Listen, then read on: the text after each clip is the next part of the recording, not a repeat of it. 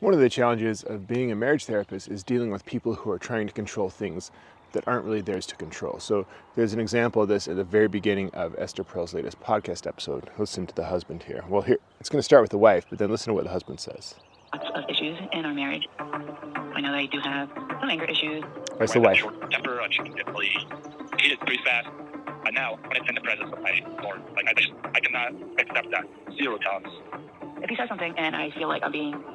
All right, so he says, I cannot accept that 0 tolerance. And this is a hint because the way he sees the world is that it's within his power to either accept and tolerate or not accept and not tolerate his wife's behavior. What he's actually talking about is that he has a preference that his wife not be so angry, which is awesome. That's great that he has that preference. But he doesn't get to make that decision. He doesn't get to control her behavior.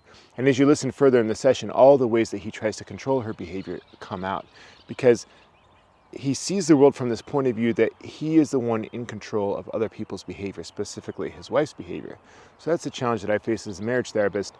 If that came up in my office, I would directly confront it. I would say, well, you have a preference for your wife to not get angry, but you don't have any control over that. It's not yours to accept or tolerate or not accept, tolerate. It's just a preference you have, and you can choose your actions. So you can choose whether you stay in the relationship or how you behave, but you don't get to choose her actions and her behavior.